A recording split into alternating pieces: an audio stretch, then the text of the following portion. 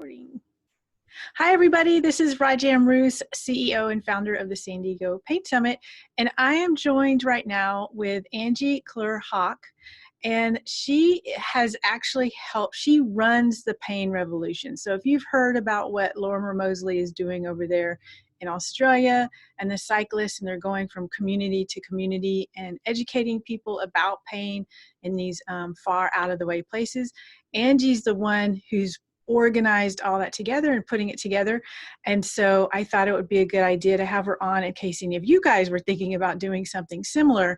And she's, of course, the general manager of Pain Revolution. And the vision is that all Australians will have access to resources, knowledge, and support locally to prevent and overcome persistent pain.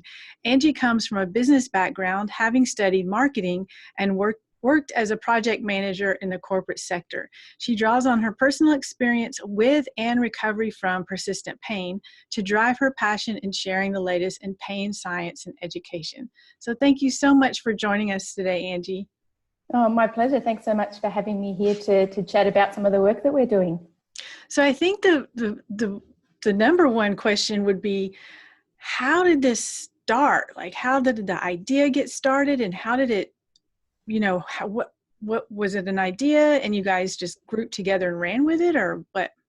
Yeah, great. So the Pain Revolution is a brainchild of Professor Lorimer Moseley, and it was born out of this need to be able to get this latest evidence and best practice around pain care into the communities. So the science is there and it has been there for years, but for some reason there's this lag between being able to have this adopted as best practice and also the contemporary understanding for people around what pain is.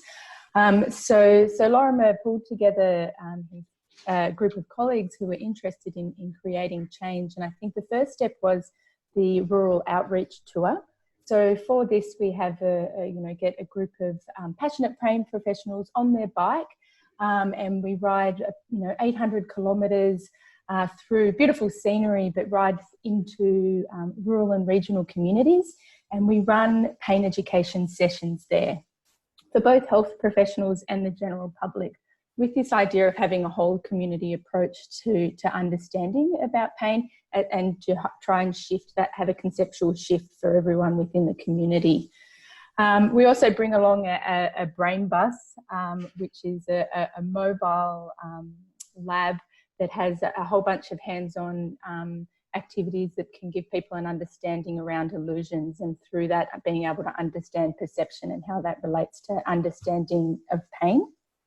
And I guess the tour is around raising awareness, but it's also around raising funds. And so the funds that we raise as a group of people go through to the LPE program, the Local Pain Educator program. And the idea here is to be able to embed capacity within the communities that we ride through. So we ride through, we say, we raise awareness. Look, guys, there's another way to think about pain. But then we embed the capacity in local clinicians. So they go through a comprehensive 2-year training program. We give them mentoring and support, and for them to continue to go on and provide pain education within their communities. So when you're talking about, just real quick, when you're talking about when you reach out to the communities that you've deciding to join, who do you reach out to, and how does that get set up? Yeah, great. And I think, just going back to something that you talked about in the intro, really what the Pain Revolution is about is it's definitely around a collective of people coming together. So we're working with researchers, clinicians, consumers, policymakers, peak bodies to be able to create change. So we're really using this idea of a whole community approach. We realise that the solutions to the complexities of pain care, the solution is also complex, and it requires this multi-level influence to be able to create change. So we really want to be working with the communities and engaging every level of people in that process. So we provide the education sessions that are targeted at the consumers and the health professionals, but behind the scenes we're also working with the local governments and the policymakers at a regional and a state level to be able to get them on board with what we're doing as well, to be able to really create some change in the community. And I guess a key thing for us here as well is that we're really mindful that each community is different. They're going to have different barriers and opportunities to be able to create change. So we need to be adaptive in how we work with those communities to be able to create that shift. Wow, I didn't realize, I mean, I'd been following the pain revolution for a while, but I didn't realize it was that multifaceted. Yeah, Really? and I think that's really been, that's organically grown, that process. So we've started with the rural outreach tour, which has also been great as far as creating a community of like-minded people working towards a common goal of the people that are actually going on the tour. And from there we saw there's this need to embed the capacity within the communities. So from there we grew on to that aspect of having the local pain educator program. And then from there, so we've had this feedback that, you know, there's this distinct difference between teaching and learning, and being able to take on that information and to be able to have that as result in behaviour change, both at the lived experience level but also at the clinical practice level. And so we've even built further on to that, and we're running a couple of projects at the moment. One of them is around our local pain educators who've gone through the training and now setting up networks, clinical networks, interdisciplinary networks within their communities. So all of the clinicians can come together and they can either, you know, review the information together and say, how does this affect how we would work, and how can we actually embed this knowledge into changing our practice, and so using that aspect of peer support for that to happen. And then we're also doing that similar kind of concept, but with people with lived experience. So getting them to go through a stage process in a group where we're going, this is the knowledge, so let's understand what pain is more broadly. Let's go on a journey of exploring what our personal pain is, and being able to identify those danger and safety cues and having an understanding of the context in our personal experiences, but then also guiding them to understand what their role is within the broader pain care system, how they can shift from passive to active, get a sense of what the barriers are there, and then the next step is then to guide them on to being community leaders to be able to create change. I see. So you're actually taking, as far as on the side of when you're talking to pain patients, not the clinical side, but you're actually guiding them to learn this sense of self-efficacy and then becoming leaders so where they can continue to teach that in the community. Yeah, absolutely. Well, I mean, the key is that we want to be able to empower people to be able to create change. You know, so we see that it's so important to be able to adapt self-management strategies and self-care strategies. But there seems to be barriers in that, and we want to be working with people to be able to get a good sense of what are these barriers for people to be able to adopt this information and create change. And then for them to be able to, what can they do within their community? There's the great sort of side effect there is that it also speaks to that social aspect of the biopsychosocial approach. And we haven't sort of taken that next step, which you're talking about, which is actually having them to lead peer groups yet, but we're just sort of looking to see at this initial stage what we can create, and whether it might actually be that within their communities they become these community leaders which advocate for this way of thinking and the need for this approach to pain care. But they also can support their local pain educators in the community who are running education sessions. And when you talk about some of the barriers as far as teaching the public about pain, and what are some of the barriers that you've noticed that seem to be kind of like more common amongst the different communities? Yeah, I think, I mean, for a lot of people, it's a really big step, and it's a really big shift to be able to understand that pain isn't directly related to tissue damage. And so much of the beliefs and assumptions that people have around their care is really ingrained in that understanding that pain is tissue damage. And so it's quite, I guess it's quite, they need to be exposed to the information on a few occasions to be able to really understand how they can actually apply that into their life.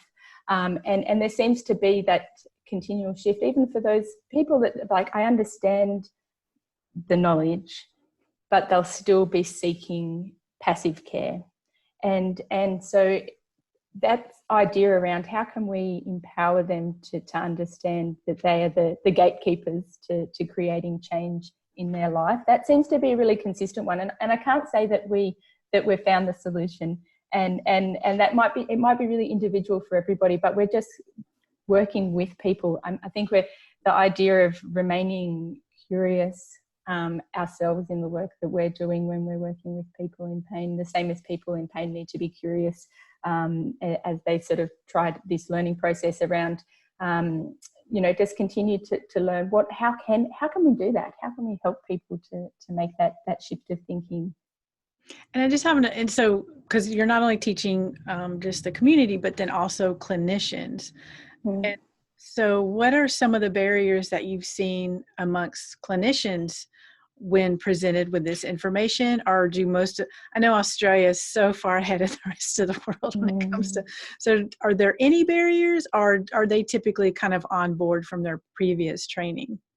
No, I think that there's definitely still barriers there. I mean, that's why we feel like we need a revolution. I think, and again, it's around having that ingrained understanding, belief around pain, and then having to shift to something which is, it's significantly different understanding too, but also still, I think it would be easier for us if we could just say pain and tissue damage are absolutely not related, and so scrap that, and this is what it is. But in fact, you can't really, can you? No. So what we're saying is this is part of it, but it's not the full picture. So it starts to become, quite complex, and it's really hard to get that message across in a clear and concise way without losing people. But I think for clinicians, there's so many other barriers as well to be able to creating change, and that's around how the healthcare system is set up.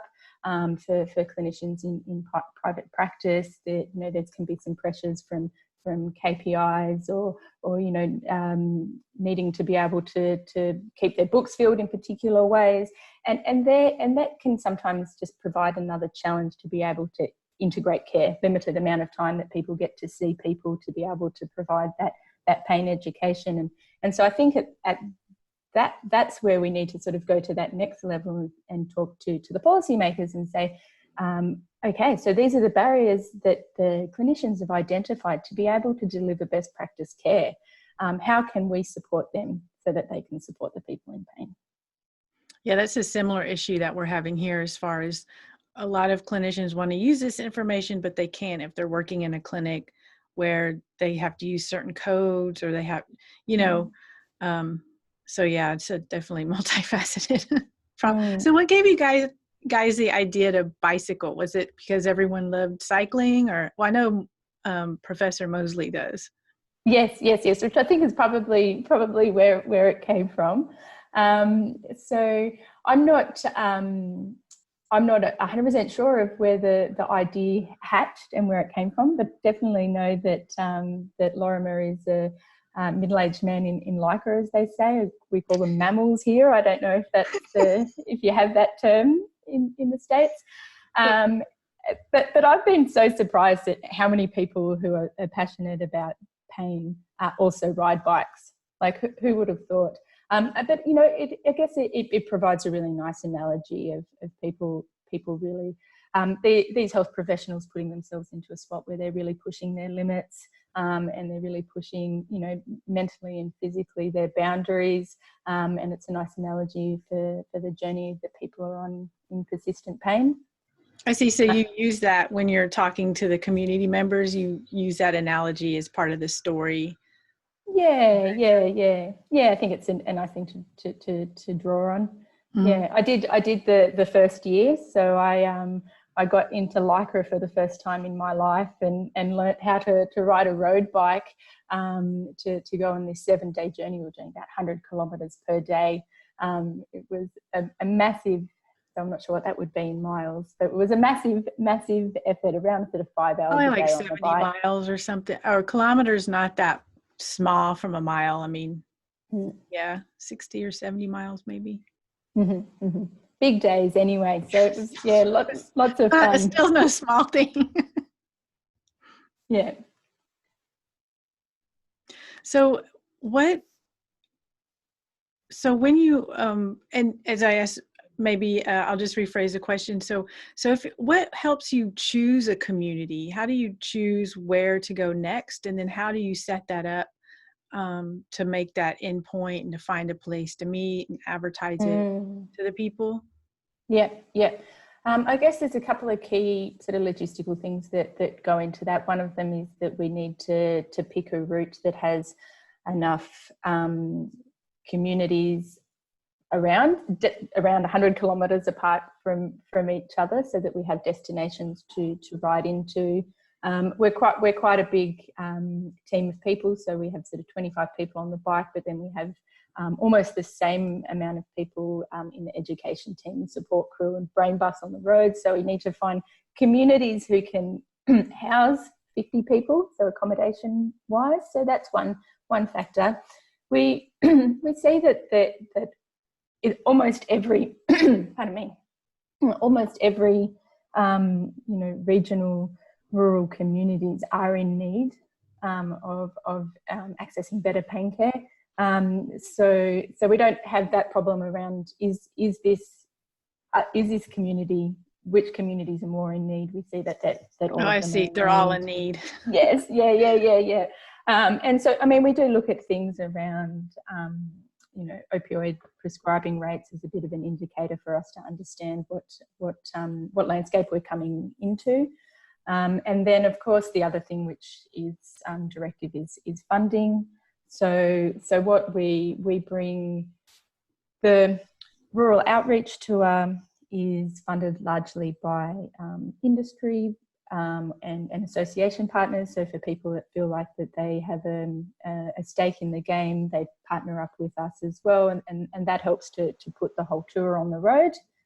Then the cyclists raise funds, but that is a really significant contribution to be able to run the LPE program. But we also look to the sort of regional and state governments to be able to fund into that as well, so that we can really have some impact, and so that will also drive our decisions on where we go. And that's why you made it a nonprofit, so that you could take that sort of public funding in that way. Yes, yeah. And so much is running on goodwill. Like it's really, really impressive. So it's an amazing amount of people coming together to make this happen, and a lot of people doing it voluntarily. And I mean, I get emails regularly from people saying, how can I get involved? So it's not a matter of people there not being a willingness to. It's more about how we can make sure that we're coordinating their help. Yeah. So I think that's really, for me, really inspiring and really lovely to see. And I think it is ultimately what the Pain Revolution is about. It's around a community of people coming together with a common goal, wanting to create change. That's pretty cool. So has there been anything, as you've been working on this and organizing it, has there been anything that you thought would be an issue, but you were surprised that wasn't, or anything that came up that really surprised you? Like you're like, oh, I didn't think about that, or anything like that?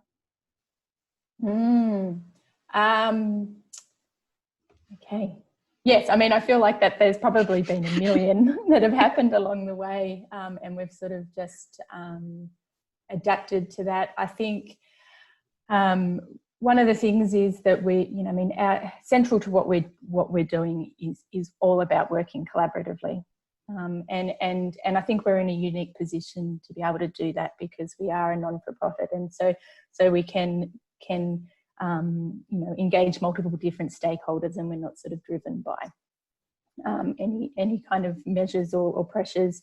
But one of the things, I guess, one of the challenges that we've come across is perhaps that not everybody has the opportunity of working within that setting, and so that there's I guess a sense of threat perhaps around what our role is, and how that might impact their aims in their organisation or their business. And so I guess, yeah, so that's been I guess a bit of a surprise, but overall that hasn't come up too much, and we just make sure that we work with them and let them know that we basically don't want to reinvent the wheel. We just want to be able to, within a community, connect in the key players, work off in existing infrastructure and see how we can improve. And so often people are then happy to, you know, that sort of decreases that threat, and they're happy to work alongside us. I see. So it sounds like if I'm hearing you clearly, you're just running up against maybe possible that sense of ego where this is my territory and I need to protect it. And then it's just a matter of communicating with them and helping them understand that you're not there to take their territory away from them. Yes. Yeah, exactly. And I can completely understand that, because often people, it's their livelihood, their business that they've established within their community, and I guess, you know, that's where we're quite unique in that we're not interested in making money. The content that we produce, we're not interested in selling that. We're happy to share that. Our main aim is just to get the information out there, so we can actually support them in the work that they're doing. Yeah. So what are some of the things that are on the bus? Yeah. About that. yeah, it's great. So they do there's some virtual reality stuff that they have there. They've also got the rubber hand illusion. I'm not sure if familiar with that. So the idea that they pop your hand out of eyesight, and then you have a rubber hand, and then the person who's conducting it will create a stimulus on both your hand and the rubber hand. So you're getting the visual input of the rubber hand being stroked in the same way, the same tempo and spot, both on your hand and the rubber hand. And the brain then has a shift in then actually taking ownership of this rubber hand. Because it's got this visual input and this sensory input, and it starts to make sense. Okay, yeah, that's my hand, and then they can apply a stimulus only to the rubber hand, and the person has that experience. Like a hammer. Yeah. Exactly. A stimulus. Yeah, quite a noxious one. Yeah, and so that's really quite effective for people, and then like, oh wow, then they can start to understand this idea of perception being multi-layered, and that there's so many different inputs into that, and it's not always what you think. So it's a really cool way for people then to go, oh, what does that mean about how I relate to my pain? Are there other items on the bus? I'm just curious because I'm thinking about having something like this, and I'm curious what I'll. Yeah. So a lot of them are. I mean, we've sort of changed over the years around what's there, and so there's lots of really little ones that are quite easy for people to sort of interact with without necessarily having someone conducting it. So there's you may have seen there's the grid that has the different shaded boxes, and it's around bringing the square in to over the different shades. I'm not sure if I'm explaining this well, and your perception of the color of that box as it goes over the different grids changes. So we've got that one there. There's another one which has 3 decks of cards, and you have the cards, 2 empty boxes at the bottom, and then on the top one you have the full deck of cards, and you get people to pick up the 3 of them, and then to only pick up the top one. And what happens is when they pick up the top one, it feels a lot heavier than when you're picking up the 3, because your assumption is that all 3 are going to be equal. And so you expect then when you pick up the top one that it's going to be a third of the weight, and it's not. So your brain goes, wow, that's way more heavier than I thought it was. Oh, that's pretty cool. Yeah, yeah. And the interesting thing is, even when you know that and you keep doing it, it keeps happening. Even though you know the bottom two are empty, it still happens. There's a good one at the Science Museum here, and it's copper coils that are wrapped around a tool. And in one, there's two coils and they're wrapped together. And in one coil is running hot water and the other coil is running cold water, and they're running side by side. And if you put your finger on one or the other, you can feel the heat or the cold. But if you do your hand on all of them, it just hurts. You just instantly feel pain. And even though no matter how long I stand there and I'm like, okay, that's cold, that's hot, it should feel cold, hot, but it just hurts. Wow. Yeah, great. Oh, that's a good one. We should look at getting something like that on the bus. Yeah, it was I've tried actually borrowing it from the museum, but it was just this, it looks like it's easy to make coils and you just plug it in, but anyway. Yeah, great. Excellent. And do you find that the bus is pretty well received? Do people like easily get on there to check things out, or do you find you have to kind of like push them there, or do you? Yeah, so what we do is so we don't actually, at this stage, they don't actually come onto the bus, so we set it up outside of, and so we usually set it up in somewhere central to town, so it might be in the shopping mall, or it might be out front of a shop, or in the sort of the town square, and I think it's really variable, to be honest, and I think it's largely around making sure we pick the right place that has foot traffic. Okay, so you're just setting the bus up where there's a lot of foot traffic, but you're holding the community event in another location? Oh, okay. Yeah. So we have the bus set up in town during the day, and it's a great way for people to come in and they get really curious, and then we can say, well, if you want to find out more, come along to our session tonight. Yeah. Oh, okay. So that's how you snare the members of the community come in. Yes. Yeah.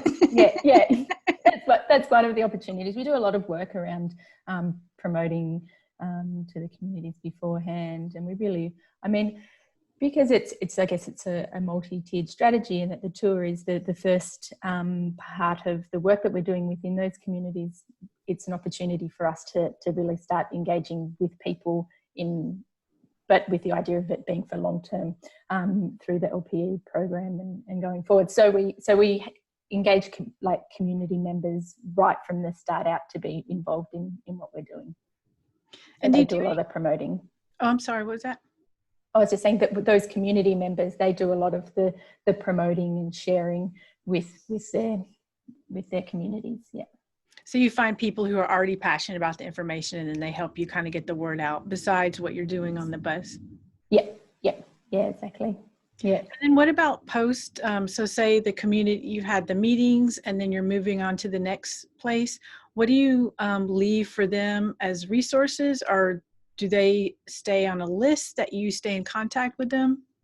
Yeah, yep. So we provide, there's fact sheets for people to take at the events, and then exactly we keep them involved. We keep their contact details, and we send them regular emails if they want us to let them know what we're up to, and then future events that are going to be happening within their communities as the local pain educators become trained, then we can let them know about that. And then we have different opportunities for people to get involved if they want to, so they can either join the virtual community which we have, or they can just provide any kind of volunteer assistance that they want.